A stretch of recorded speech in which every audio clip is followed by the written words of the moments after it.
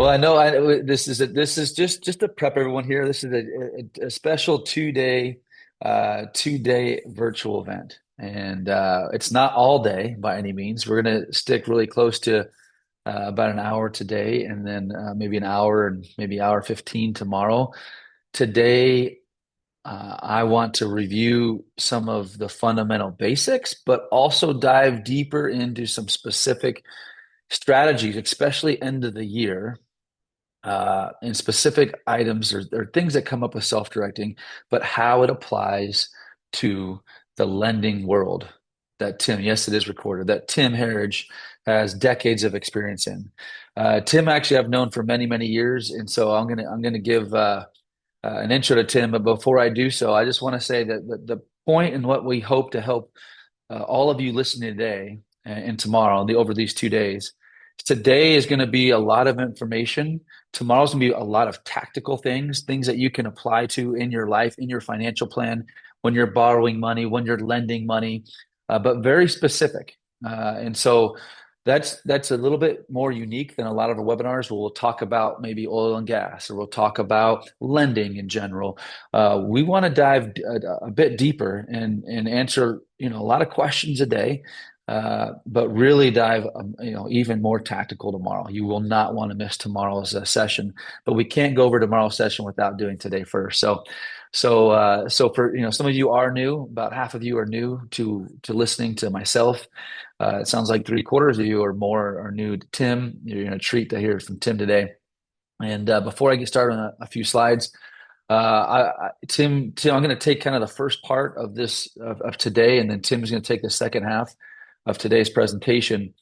And I want to preface and introduce Tim as one of the most experienced, and I don't mean this in an old person way, Tim, but one of the most experienced people that I know that has been lending for a few decades, a couple decades, and literally helping hundreds of people, and even just this year, get loans, acquire loans, starter loans, and also very experienced borrowers that come to Tim and his company and firm.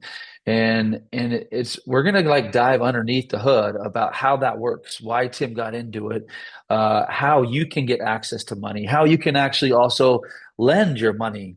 And that's one of the big things that people ask me all the time after they've learned what we do at Horizon Trust Company. And we try to introduce different subjects, different investments, but we don't usually get too deep into how do we underwrite? What do you look for when underwriting? What does Tim's team do, as they've done literally hundreds of millions of loans, maybe more? But Tim is from Texas, his own country in the United States, and very experienced, but a father, a husband, a successful businessman, and someone who likes to give and who just wants to give all he's got for success. I've seen it. I've seen it when people struggle with loans, how Tim reaches out and helps. Just a successful man. And I can tell you, I wish, there you go, the country of Texas. There you go, Carrie. I can tell you, I wish I would have known Tim when I first started at 23 years old and got in the real estate world, when I was looking for money, when I wanted to be a lender. And it's a pleasure to have him on here today. I assure you, for the next 2 days, if you just listen in and stay tuned, you certainly will have a resource and an opportunity to expand your net worth, grow it, compound it, learn some tax strategies along the way that will completely change, I believe, your retirement. So, Tim, welcome to the 2-day virtual. Thank you for really hosting this with me and playing in this with me. So, Tim, did I miss anything in my introduction here for you before I get started? No, man, I want to say I'm personally looking forward to it as well because um I've been utilizing self-directed assets for you know almost 15 years now, and I'm a very lucky person that makes a lot of money and finds new and different ways to reduce my liability to the government whenever I can. And it's been fun now as a, would you call me, experienced or old? One or the other. It's been fun to pay for my kids' colleges. Well, my one's college, he just spent as much as two kids should, with tax deferred funds. And it's been fun to find ways for them to invest with me in their 401ks and IRAs and flip some houses. So I love self-directed assets, and I'm kind of, as you know, Greg, I'm one of those guys that just I'm always learning and sharpening the saw. So just personally, I'm looking forward to. I've already seen the slides, but I'm looking forward to hearing what you have to say about the slides. So thanks for having me. Perfect. All right. Well, so as we get started here, a couple keeping things here. My team is listening, and also Claudia, as most if half of you know Claudia and myself, she's going to be on as well. And my team's here, and throughout, you can always ask questions. You can put it in the question. Better to probably put in the question answer. There's so much chat, so we don't miss it. And we'll get to it either today or tomorrow. But definitely ask questions along the way. Claudia is going to help if there's a few questions that a lot of you are asking, we'll make sure we get that as well. Our contact information will be there. The disclosures, we're not financial advisors, we're not CPAs, we're not attorneys. So who are we? We are experts at our space. I am an expert in the self-directed space. Tim is an expert in the lending space. And so we are going to share from our perspective for what we've seen, what we've personally done. Obviously, you should consult your own advisors as you make decisions as you move forward. So, all that being said, that's kind of housekeeping. I will say that today, in preparation, as we set the foundation for not only the rest of this hour, but also for tomorrow. Tomorrow, we've got a couple. We got some gifts. We're giving away a few things. There's things that'll get you. If you feel like you are behind the game as far as in investing or behind the game in borrowing or in tax saving strategies, you absolutely will want to make sure you're here tomorrow as well. And so, but as we create this foundation, let me just start here. I'm going to share my screen, make sure you guys can see it. Let's see here. I got Tim there. Great. Slideshow. All right. You see my name there? Are we good? Horizon Trust? Yeah. Tim, you see it? All right. My crew, I lead with my crew, not because obviously my beautiful family, I want to share them and that this is my why. Uh, but I am probably, for those of you who have not heard before, these principles I'm talking about, Hey, hold up, Greg. my, Greg, yep. you're not on your family What are slide, you so on? you're still on the main first page. So I'm not sure if you went into the presentation mode or not. I did. I'll do it again. I'm glad you told me. I don't know if you have two monitors going. I might. Let me see if I just close. How about now? Same thing? We're looking at the first slide. Says Horizon Trust? No, Greg Herlean. Oh, okay, hold on. I'm glad you're here to someone stop me here. Let me Am I? just Do I have to be tech support today? I mean, I'm that entrepreneur, dude. Like I can just give me control of your screen and I will jump in. You might have to. Let's see if I maybe do that. Okay. I just love that they're giving you crap in the comments now, Greg. Oh So, my gosh. I don't. This is like, this is my worst case nightmare here well, as while you're going through Alex. that, last week I went and got my eyes checked, and they told me I needed bifocals, and I just got up and walked out. I'm not getting bifocals. All right, now I'm looking at a picture of your family, but not the full picture. Okay, well, I'm getting there, I think. Slideshow. How about now? All right, Can you Horizon see Trust family? info, family. Yep. Boom. Thank you. See, I got this. Alex, I did it. I know Alex is listening from my team. He's probably already had a whole backup plan for me. All right. So what I was saying about this is what I'm going to share with you. And actually, I believe if maybe not yet, but shortly here, Tim, my two sons to the left of me, they're doing what we're talking about today. And so I share that with you because I feel like if my little kids can do this, so can you if you're not already. And I can tell you also, like my mom and dad don't do this, so it's not like everyone can do this. You got to engage yourself. You got to take action. You got to educate yourself. My 23-year-old all the way to the left, he's got I think 18 or 20 properties now. He borrows money, he's lending money. He hired my 18-year-old, who's directly left of me, who is finding properties. By the way, they don't work for me, just for the record. I mean, and so that's what makes me even more proud. This is not like, hey, they've heard me in probably enough Zooms and calls and different guests to go and say, okay, I want to go do this and do this better than my dad because I'm smarter than them. That's what they all, I think, say. If you've got kids, you know how that is. But I will say, seeing my 18-year-old cold call realtors and listening to him do that is phenomenal. And then I'm like, how are you answering all these questions? Total side note here, and he says, Dad, Chat GPT. He's like, I've learned so much. I'm like, well, you could ask your dad as well. Anyways, go moving on here.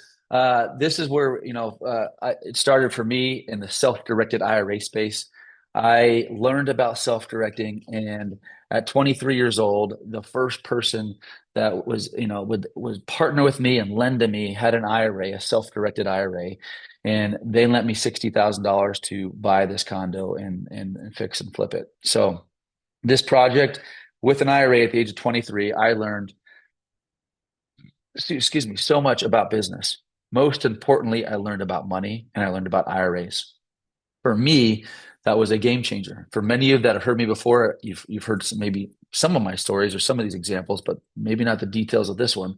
This is the one. Once I proved to myself that someone could move their IRA from, I think it came from Fidelity, move it, part of it, to a trust company and lend it to me, where I could pay them a percentage of the profits. It all came together for me. He made $12,000. I made $4,000, and I just found a lending source. And so I share this with you because that's how I began. Now, if you're one of these people, Carrie, you've seen this before. I know I've seen you as a listener many, many times. There is over 105 million. This number I feel like ever changing, and the data with retirement accounts. But let's just say I know there's over 100 million IRAs in the United States that have over $20 trillion. Okay, so most likely, in fact, I wouldn't mind just if you're listening to this in the chat. Are you one of the 100 million? If you're one of the 100 million and have an IRA or an old 401k, would you mind in the chat just saying yes or no? I'm one of the 100 million. It's okay if you're not. I mean, 60% aren't. Um, uh, but if you are, is the chat working here? Probably good. Are people mentioning if they are or not? There it is. Yes, good. So this message is applicable to everybody in the United States, but in particular, if you happen to either be part of the 100 million plus or know somebody with the 100 million plus, this message is for you. When I was 23, I didn't have an IRA, but I knew somebody with an IRA. Now, if you're listening to this, if you have an IRA, you're part of this $20 trillion, and most likely you're used to looking at graphs like this. This is what your financial future probably looks like.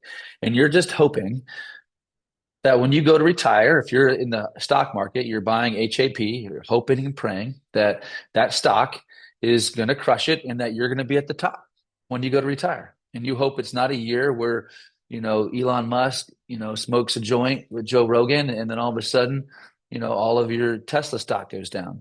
Truly, that's how this world seems to be. And so a lot of people are betting on different horses and different companies, and not necessarily in themselves, not necessarily in asset classes they understand. At Horizon Trust Company, what we do and what we've continued to do is teach individuals to invest in asset classes they know, like, and understand. 75% of our clients invest in real estate. There's a reason for that. People understand real estate a lot more, and so that this is the typical approach that we're looking at here. And you just hope that you don't go to retire at the wrong time. So for you new people that are listening, this concept about self-directing is truly a concept. And I know there's a lot of you that are already with me. And so just a few more slides and bear with me. And I want to jump into kind of the next part of this.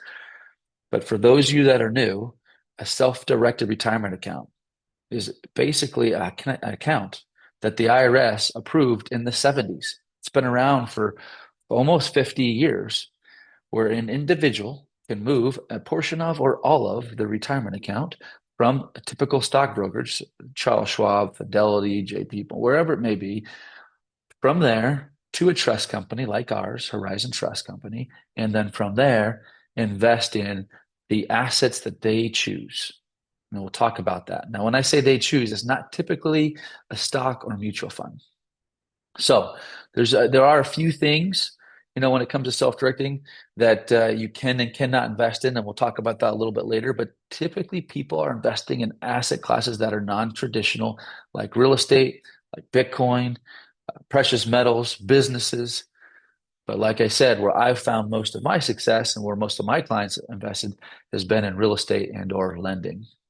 It's been approved for a very long time. And the people that qualify for this, for self-directing, are individuals that have a 401k, an old 401k that is, with the prior employer, TSP, an old TSP or 457, or a traditional Roth simple or SEP.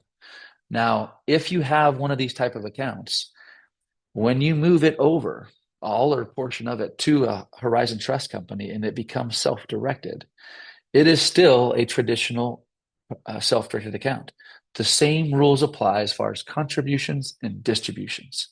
The only difference is what you can invest in, what your options are to invest.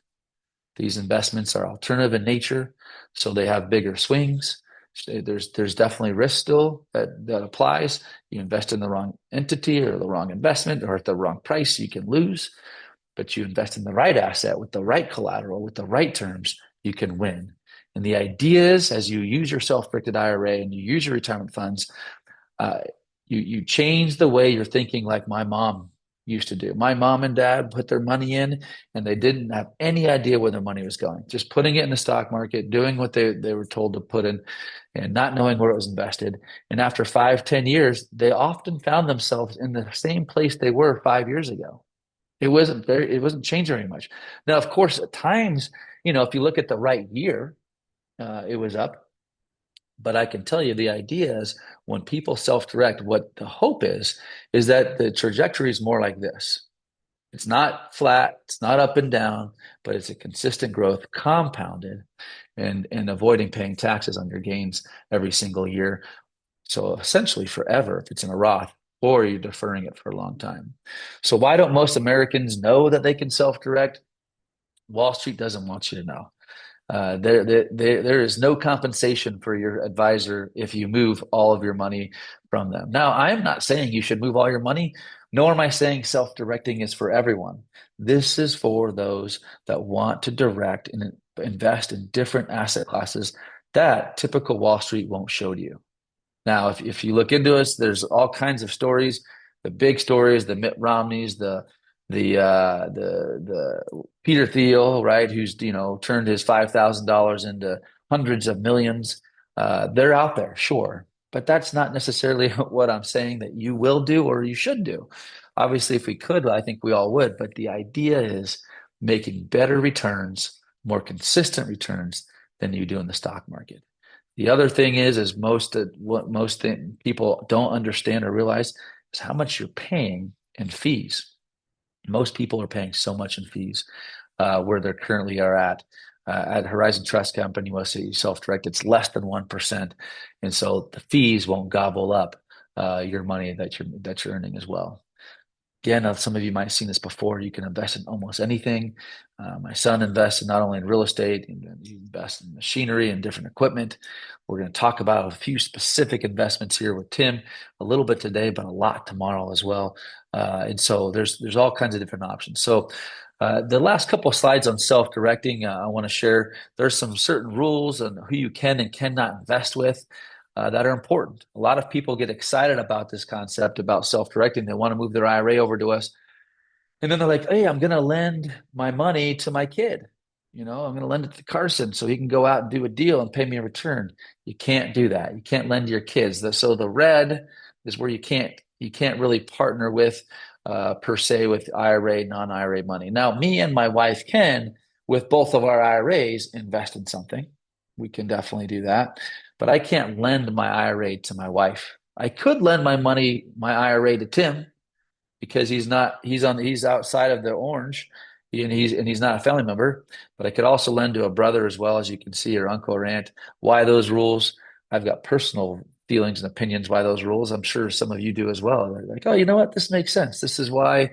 This is probably who I shouldn't lend to, because if you do in the red, those are the ones more emotional and probably the ones that you're more willing to forgive and not make them pay you back. This is my opinion. This is not IRS rules or code by any means, but those are the rules as far as who you can and cannot invest with. How the process works for those that are clients of ours, you've already seen this. This is how it works. It's a very simple process. We love our clients. We love their feedback. We communication and speed is our number one thing. This is the process. If a client wants to open up and get started to invest in lending, or invest in a fund, or in their own kind of real estate themselves, they got to first get their account set open with us at Horizon Trust Company. They got to get it funded. After it gets funded, then after the money's arrived to us at Horizon Trust on your behalf, you can direct your funds to wherever you want to invest. And as you invest those funds are sent out, let's say to a fund or an LLC. Investment grows. You can see the little circular thing here as the money goes out. It comes back in. The profits that you earn inside of your IRA stay inside your IRA, so you're not paying taxes every year. This is one of the best things. I know, Tim, they've got something where, when they pay out their distributions, if my IRA invests with Tim in this example, or with you, wherever I might invest those funds, the distributions go back to my IRA. So when they go back to my IRA, I'm not paying taxes today, potentially ever, if it's within inside my Roth. So really, really important. Those little things. I mean, many people I see investing in bigger returns, double-digit returns, and they do it outside of their IRA. And the difference between me and you, if we invest that way, earning the same kind of returns, is hundreds of thousands of dollars over a decade. So it's definitely important to use these vehicles in a way that protects your money from Uncle Sam. And in fact, Uncle Sam's created these rules. Might as well use them. I'm not here to tell you to break any rules. I'm just here to share with you rules that you should be applying, that many of the wealthy are already using. And that's probably one of the more frustrating things, because look, my dad was in the Air Force. I came from a place where he only knew what he was told, right? He only knew how he grew up. And so we didn't get to learn about what the wealthy were doing. We didn't get, I didn't have an appetizer until I was 23 years old. I mean, we were on a budget. And and so we only knew certain rules. But what I'm sharing with you today, this whole controlling your retirement account, you can do as well. You do not have to be the mega rich, wealthy. You can have an average size retirement account, or start an average size retirement account, and truly take control, like the Peter Thiels and the Mitt Romneys of the world. So the last couple of things here before I kind of turn some time over here to Tim, is the checkbook. This is the thing that more and more people are doing with us at Horizon Trust. They not only want control of their retirement money, they want to be able to write checks from using their funds in their IRAs. So what we've done and what we've created and what we've done for, I don't know, almost a decade now at Horizon Trust, was we have something called the checkbook control. It's a checkbook LLC, basically. And so this is where a person moves their money from, let's say, again, Charles Schwab, wherever it may be, to Horizon Trust. Then at Horizon Trust, those funds, you'll direct us to move it into a brand new special LLC that's created specially for the owner, being your IRA. So your IRA is the owner. It's a special purpose LLC. And then you are the manager of that LLC. You now have your IRA funds in a checkbook in an LLC where you can write checks for the investment purposes only. You can't pay yourself a salary, etc., or pay your kids a salary. And now you can invest in different investments. You can invest in private companies, LLCs, notes, you can lend. And so it's just rinse and repeat. And it all happens within inside of your own, basically, not basically, your own LLC, but you have checkbook control. This is managed by you, the account holder, but is owned by your retirement account. This is the most flexible thing you can do. Now, the negative with this is you've got to keep good books. So you might have all this control, and you know yourselves, guys. Come on, you all know yourselves. We all think we're probably super organized, but if we're not that organized Like if you do not have someone that's taking care of your books or you don't do a good job of it, it's probably not for you. So it's important that you understand that you got to keep track of your books and give a report once a year to us at Horizon Trust Company. A few things, you can't do is you can't like your IRA can't buy a personal property from you yourself. Like let's say I own an IRA, a home and I want my IRA to buy it. Can't do that. Can't lend money to the wrong people. One thing, and something that Tim's going to spend, I think, a bit more time on this tomorrow, actually, is I think this is a bonus. And Tim might smile at me when I say this, but one thing you can't do as an IRA owner is you cannot personally guarantee a loan when your IRA is the owner. So, when you buy outside of your IRA, you sign a personal guarantee. Inside your IRA, a lender cannot make you be the personal guarantor. So that's a positive thing, but also an important thing to understand. Is there any, there's also, you can't receive any salaries or commissions. You can't be the realtor on it. These are, again, it's easier for me to explain the things you can't do because there's so many things that you can do with inside your IRA. So, using a checkbook LLC, you're able to hire other individuals. You're able to purchase, properties. You can lend money. You just can't lend it to yourself.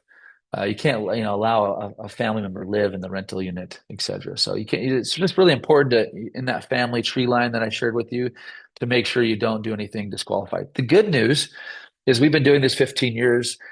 We've got about 8,500 clients and almost $1.5 billion in assets now as a trust company.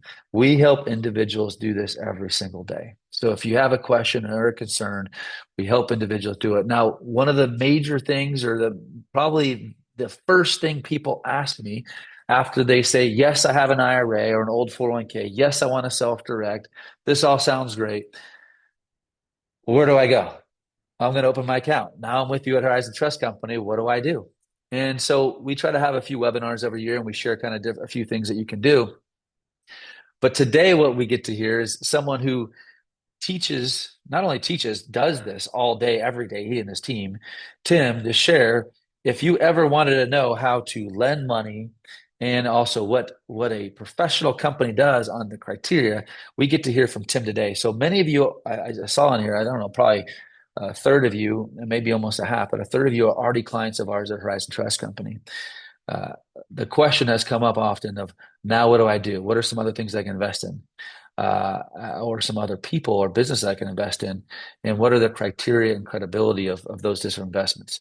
Today, I've now introduced him here, and I want to move on to Tim, as I introduced earlier before. Tim's got a few things he's going to share on what he and his company do, and I'll turn over to him before, and we're going to do questions at the end. So I know I went over a lot for those that are new, but this is for some meat that I think a lot of people are waiting on. Tomorrow, and we'll talk about tomorrow's agenda actually after Tim goes here. So let me move it over to Tim. Tim, there you are. You're off mute. There you are. You haven't changed much here at all. So you look good from your photo to your video here. Yeah, AI, baby, AI. It's got the glasses on today though. Hey everybody, Tim Herriage. I'm just talk about myself briefly, even though it is one of my favorite topics. I think everybody's favorite topic is to talk about themselves to some degree. But I don't want you to think of me as a lender right now.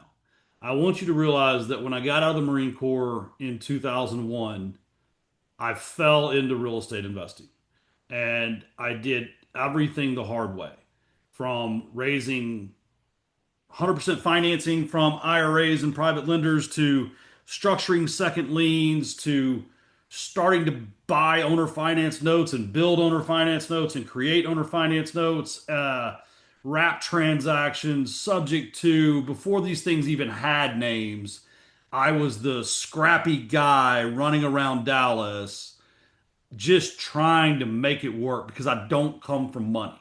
So everything I'm going to talk to you about, I'm not going to read this slide. I've been in the biggest rooms in this business. I've been on the 43rd floor with Blackstone overlooking Central Park. I've done billions of loans or dollars worth of loans. I took a company public with Blackstone in 2021 and it was in the lending business. But I want you to today, don't think of me as a lender. Think of me as someone that got his start in real estate investing and has used the strategies that you're probably thinking about to create wealth and passive income. So everything I do has been built off of networking, and everything I do today is based off of I want is will would I want to own the house, right? So I don't loan on $1 million flips because I would not want to own that house. I don't loan on houses that you need a police escort to get to at night because I would not want to own that house. And my entire thesis is just would I want to own the house and then finding the way to get the money to do the deal. So we'll go to the next slide. You have to have discipline on your basis. I've bought thousands of houses, and I just can't tell you how many times a wholesaler or even one of my employees. At one time, I was buying 300 houses a year, and someone would want to sell a house, and they really wanted to sell, but the numbers didn't work. And you have to understand, sometimes the most motivated person is the bad deal.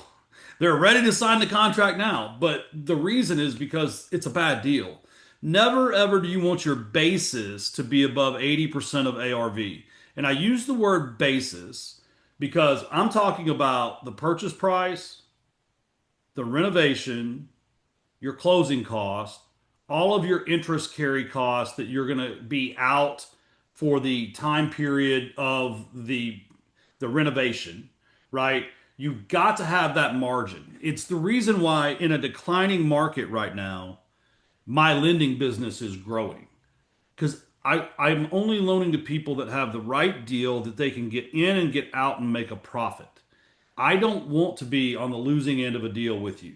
I don't want to be associated with that. I highly recommend that you buy below the median home price for the zip code or the county that you're looking at. I start reducing my available leverage to, which is the amount I'll loan, like on a loan to value. Start reducing that as you get above the county median. The median is defined. Sometimes people confuse median and average. Um, the median is right in the middle. Like half the sales are above and half are below. And what you'll find is it's the affordability number. Anything above the median, you start to drastically lose affordability and population. And in an environment where affordability is a huge concern, staying below the median home price of your after repaired value, not just your purchase price, it just gives you extra liquidity. And typically, that house that's below the median in a decent neighborhood will actually cash flow as a rental property. So if you were doing a loan, like say, uh, I don't ever do this transaction, but say Greg is a new investor and he wants to borrow hard money and I have an IRA. If I'm going to loan it to him, I don't want the only way for me to get paid back is if Greg is successful on his flip. I have to think as the lender, okay, I could own this house. And if I own this house, does my IRA have the ability to complete the flip and get it marketed and sold? Or could my IRA turn it into a rental property? So by staying below the median home price, typically those homes cash flow better. You get above the median home price, they're harder to cash flow, which means they're harder to keep as a rental property. Um, Renovation. If you're out there and you're going to start borrowing money to flip houses or even put them into a rental property, the biggest place borrowers go astray is scopes of work or renovation sizes or categories beyond their experience. So I would also tell you as a private lender, you need to ask that. If Greg wants to do to add 1,000 square foot onto a house, the first question is, Greg, have you ever done that before? And if Greg says no, time out, right? Yeah. Are you using a contractor, Greg?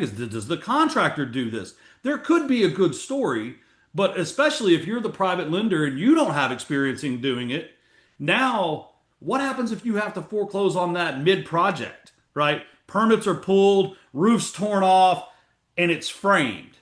And Greg says, never mind, can't make my payments till you can have the house back. Okay, well now you've got a project that if you don't understand how to finish it, you're basically going to take a very severe loss just trying to liquidate it. So Mhm. all of this is it's my philosophy when I buy houses, and it's turned into the exact philosophy that I base all of my lending transactions on. And that really goes, into multiple exits. Can I flip the house? If I can flip the house, could I turn it? Would it work as a rental at the same numbers? Maybe it doesn't work as a rental, but maybe it works as an owner finance property.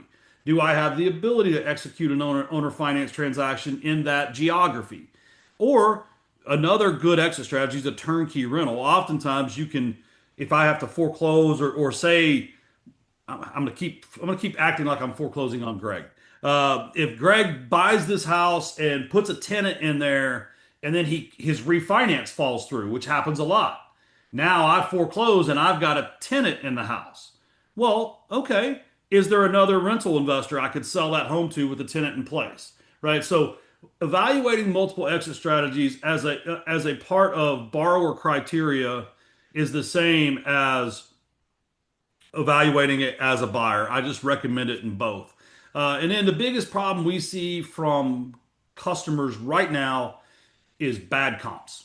Um, there's very little MLS transactions data right now. We're seeing, I think it's like a 30-year low in transaction volume. Uh, the more recent, the better, even if you don't like the number. And I see a lot of investors ignoring the most recent comp because they don't like the number, when the most recent comp is an indication of direction of the market. And you have to look at the comps and learn to read them. The comps are comparable sales. Were there seller contributions? Did it start out at 300,000 and then sell for 250? Did it start out at 500,000 and sell for 400? You have to see the direction of the market, and then you have to look at the condition of the property that you're comparing it to, because this is another thing we see. A customer will use a $400,000 comparable that has been massively remodeled. I mean, we're talking stainless steels and hand scraped hardwoods and just all this like amazing board on board 8 foot fence. You could look at it and you're like, okay, they really spent a lot of money on that rehab. Well, then we get a scope of work where the customer says that they're going to target that value that is like paint and carpet and luxury vinyl plank floors. Like it's like, no, you're not going to get that value with black appliances and repainting the 50-year-old cabinets, right? Like so, you've really got to get good at understanding the comparables, making sure you're doing apples to apples, not only on the product, but the scope that they're going to use to get there.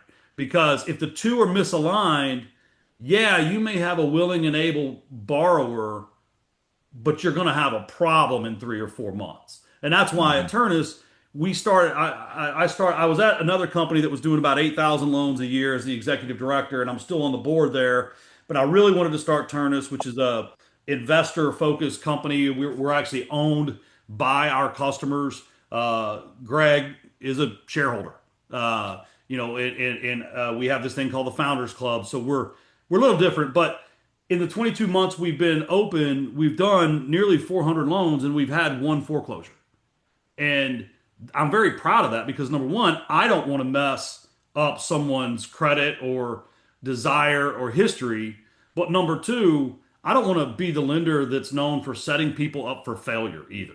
So a lot of this discipline here will prevent poor performance later. And the other last thing is if you are going to be a private lender, I didn't put it on this slide, liquidity, liquidity, liquidity. The customer Mhm. needs to have the money to handle overages and make their payments. If they don't, you're just kicking the can down the road and it's going to be bad. So next slide.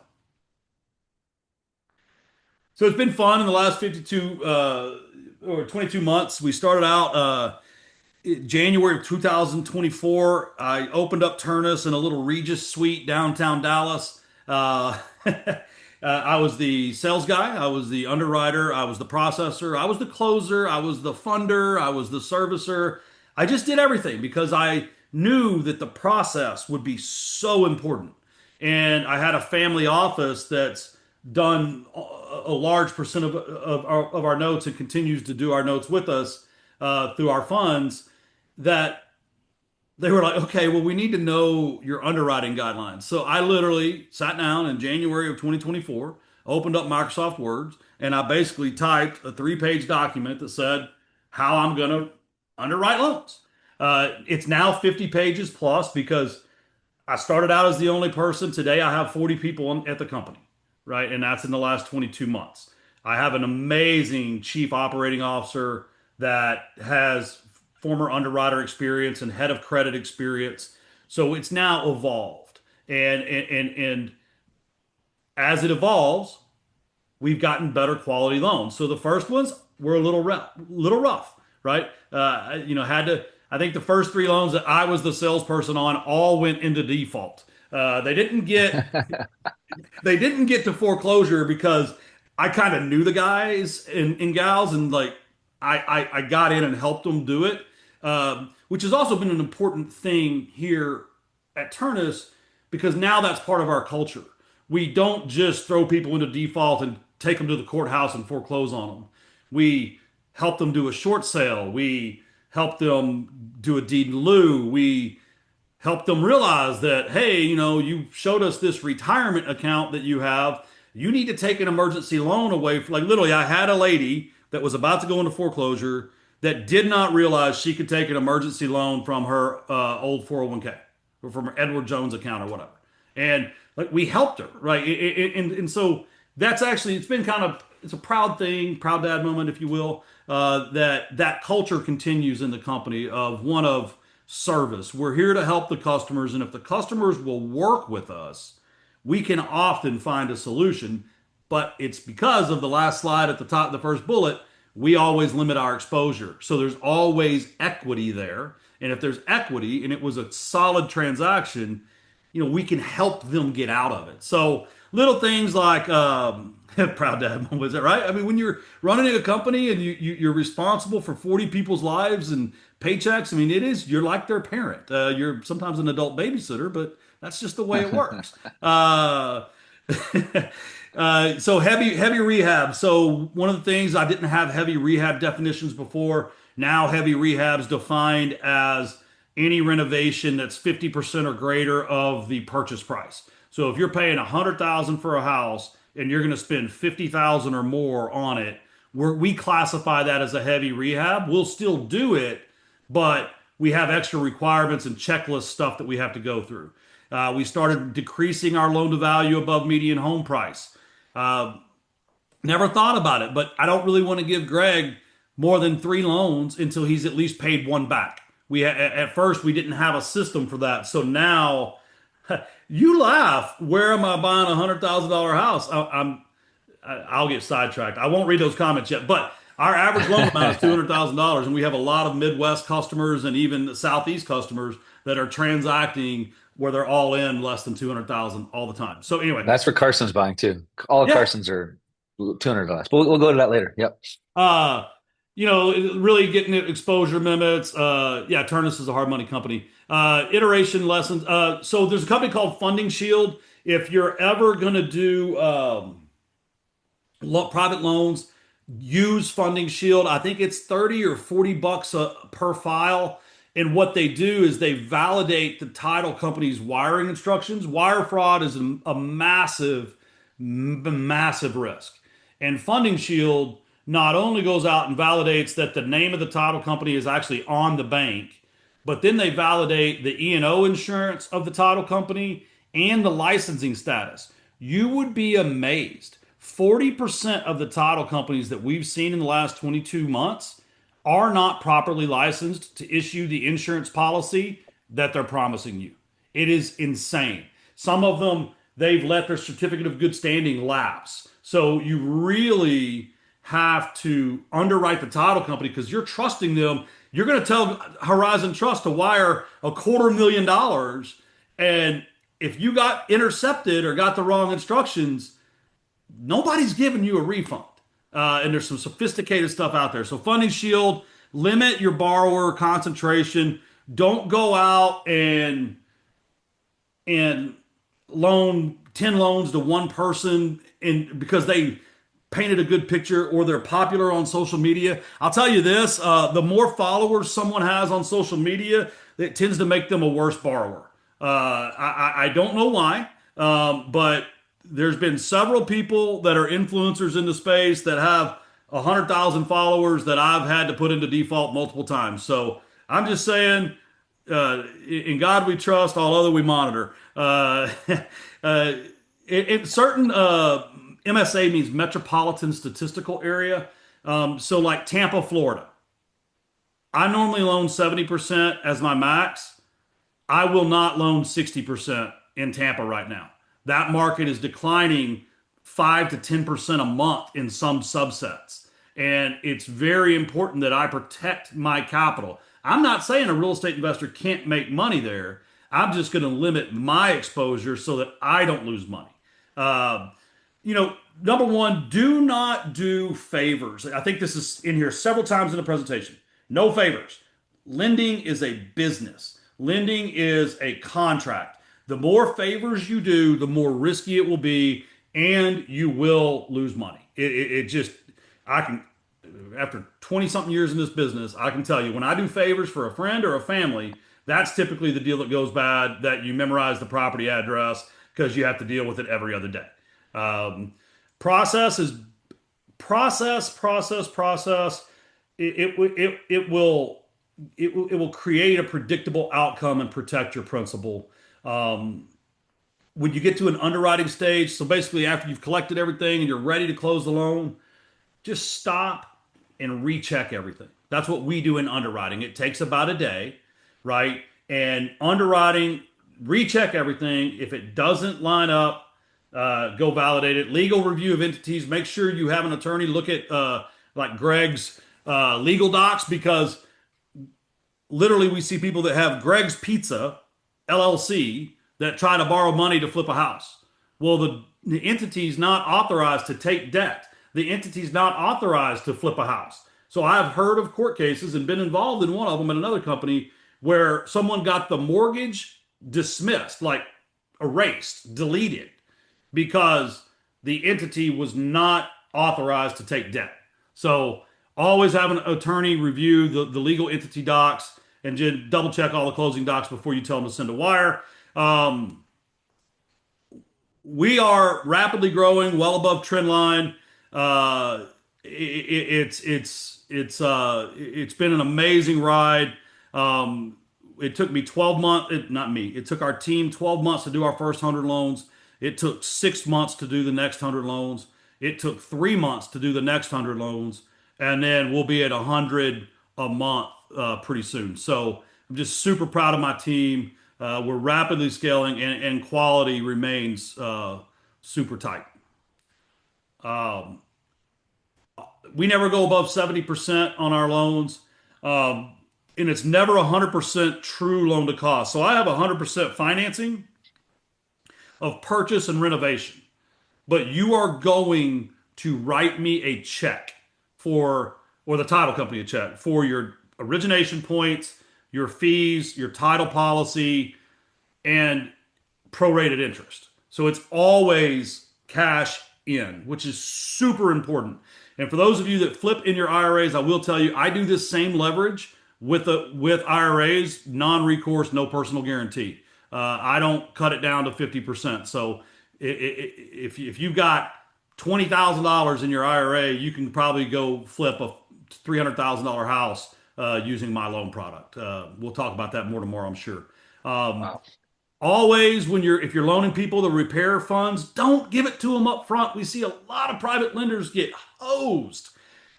Do not give anyone money until they've completed the work. Period. End of story. Now, if you got to give a contractor a grand or something to get started, fine. But do not give a borrower money before they complete the work.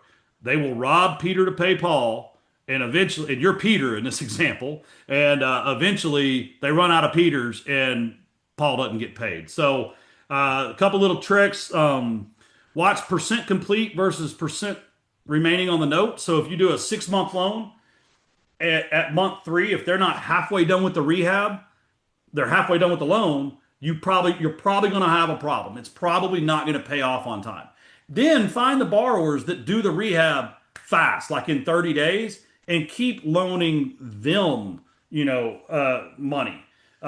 Because they're a good borrower, they're executing quickly, and Greg talked about speed earlier. It's just absolutely the most critical thing in all, because time kills deals, and I mean, right now, time devalues property. So you want to get in and get out, and short and simple wins the day. There's a company called Proxy Picks. If you're loaning to someone that's not local, it's like $50, and they text a link to someone, and then it geotags and dates the pictures so that you know where the picture was taken and what day. So even if you live in California and you're loaning in Texas, you can use technology to validate the condition of that house, because I'm telling you, hurricanes, some of this other stuff, tornadoes, they come through. Investors don't go double check the day before closing. You can end up upside down in a loan on day one real easy. There's a company called CFSI. They will, if you give them a scope of work and pictures of the property, they'll validate the renovation and give you like a professional opinion. If you grow this into a large operation, always your underwriter, there's a big wall in between underwriting and sales. Your underwriter is there to protect your capital. They can't be incentivized on how many loans close. They have to be incentivized on accuracy rate. And if they start making mistakes, you got to get rid of them. Dual control. No one person can approve a draw.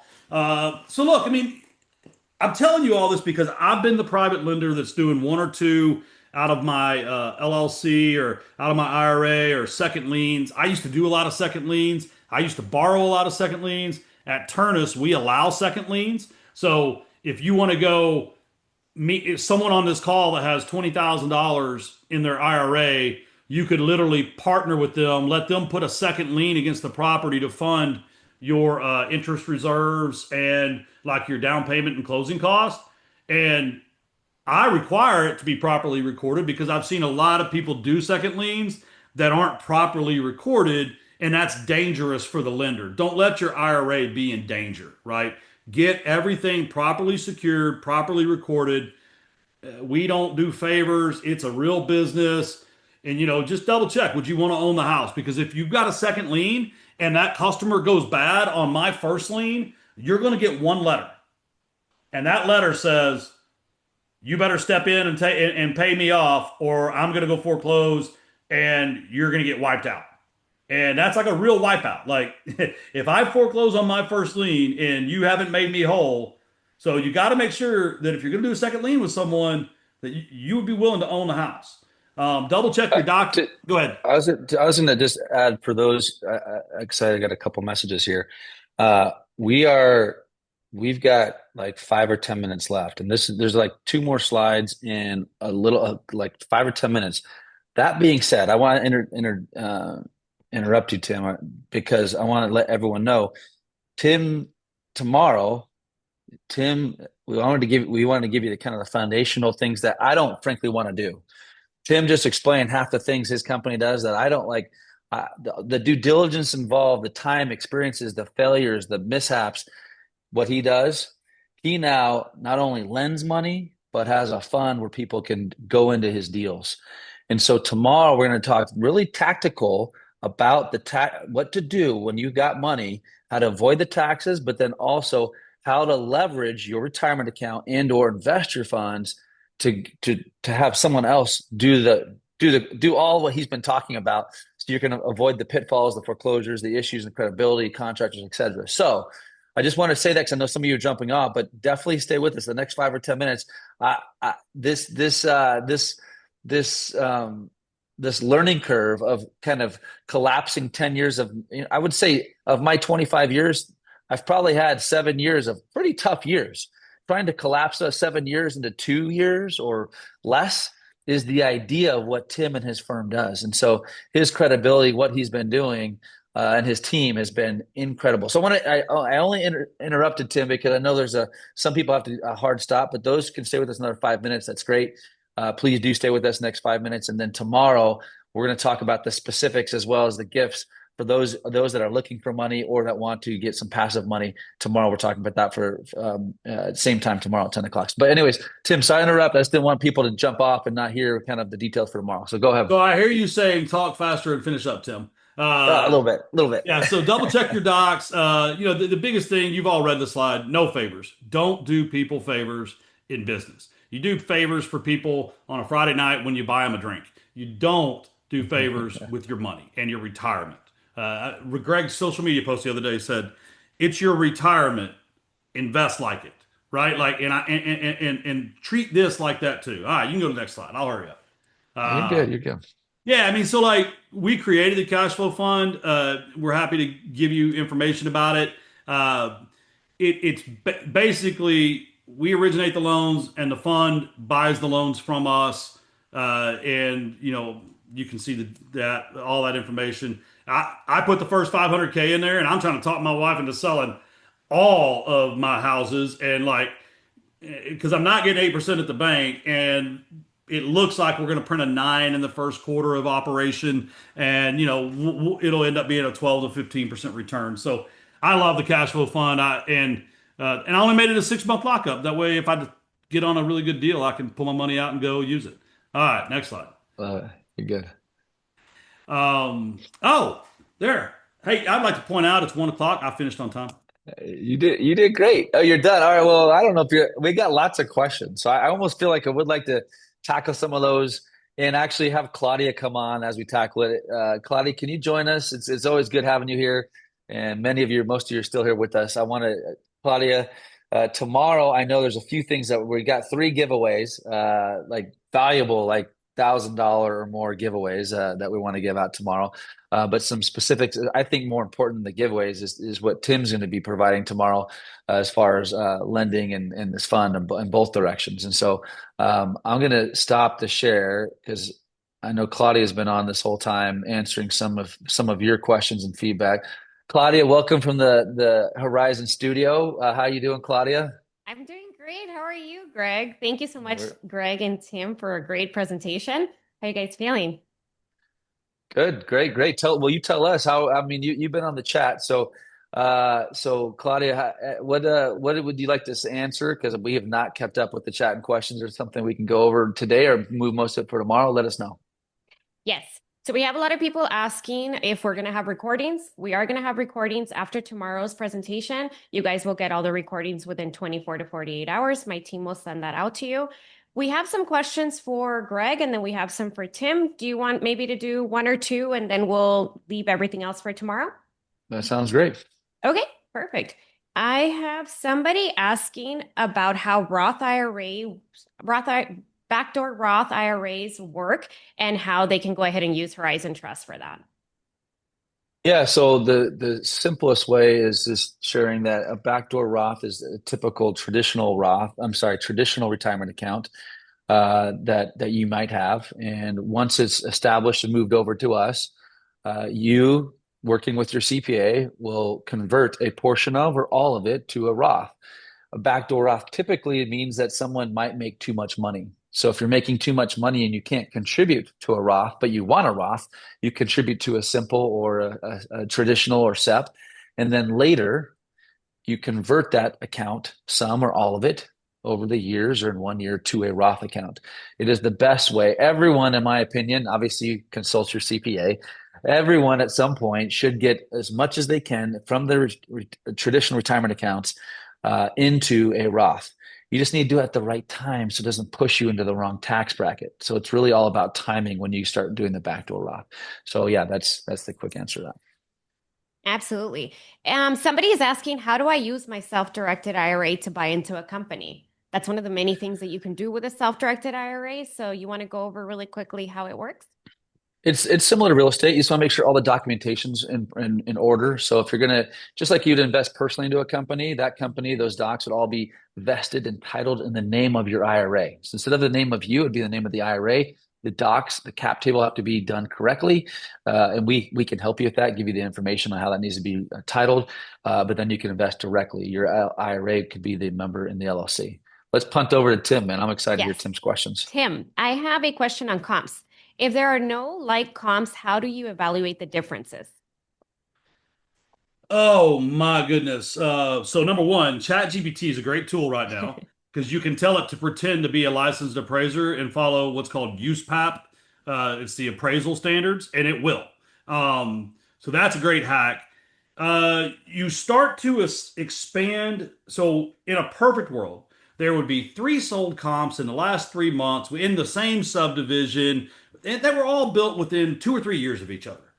But we don't live in that perfect world. So I try to expand distance, like go from a quarter mile to a half mile, and then see what we got. Really looking for like kind.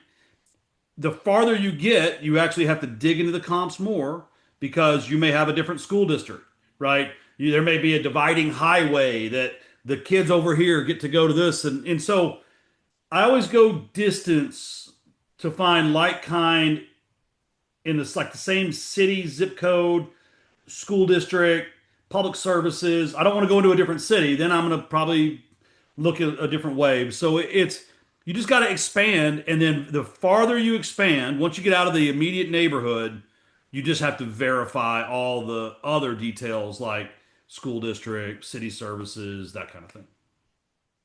Perfect. Thank you so much. Another question around that is a 3-unit multifamily in a small town when it's surrounded by duplexes.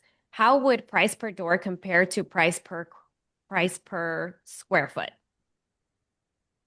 You know, on a 3 unit, I'm probably going to look at the 2 units as pretty relevant comps, specifically if they are very close in proximity and year built. And but we're going to have to look and make sure that it's not. So a lot of duplexes in certain areas, a homeowner will buy them and rent the other side. I'm wanting to look and make sure that these are owned in LLCs and are actually rental units being operated. But then I value, when you're valuing even a 2 to 4 unit, you've got to look at the cap rate. I mean, the rental rates is probably going to drive the value more than I hate price per Yeah. door. Yeah. It'll be the income. I mean, that's what you're going to look at more than, yeah. Perfect. Well, I have somebody asking, does Horizon or Turnus work on buying or selling notes? Tim? Uh, so at Turnus, we don't buy notes. We do sell notes to individual investors. We sell notes to our cash flow fund. We sell notes to family offices and real estate investment trusts and hedge funds. Um, but yeah, so Yeah. you can buy individual notes or you can invest in the cash flow fund and then be spread around all the notes. Awesome. One of the questions that I had was based around the difference between self-directed IRAs and 401ks. Greg, I know that that's something that you're going to go into and dive deep tomorrow. Do you want to go into what we're going over tomorrow with 401ks and how that's going to work? Yeah, we're gonna go over. I mean, we're going over solo Ks and like the technical, like the how to use a solo K, what a solo K, self-directed solo 401k is, and how to use it to borrow money, how it can save you money today, how you can avoid paying more taxes today by using it and contributing a lot more. So we're gonna go over that for probably 10, 15 minutes. Got my notes here. We're gonna go over a lot more of the education on the if you're looking to borrow money or you are looking specifically to invest money and you have a self-directed IRA and you're looking for, the higher returns than the typical, we're going to talk about what Tim's been seeing. And so we're gonna leave plenty of time for questions and answers. But I would block off maybe an hour and a half tomorrow. Obviously, I want to leave the last half an hour for all the questions we didn't answer today. We will answer every question tomorrow till it's done, as long as they're good questions, no pressure. Um, but we will stay on tomorrow for a long time. So, but today I just wanted to kind of introduce Tim, wanted to get kind of a foundational thing that, again, I love what Tim does because I've been there. I remember doing my first deals, from a small, doing all of what Tim just said, finding the deals, screwing up on deals, hiring the wrong contractors, dealing with foreclosure. In 2008, every one of my loans went to foreclosure, I mean, to default. not necessarily foreclosure. I learned a lot about that. I got my master's degree in freaking foreclosures and default. Having a company or firm to help do all that and also lend you if you're looking to leverage your money, you're not going to want to miss tomorrow. Tomorrow is going to dive deep into these subjects. And so really excited about it. Again, those gifts, etc. We'll answer all the questions.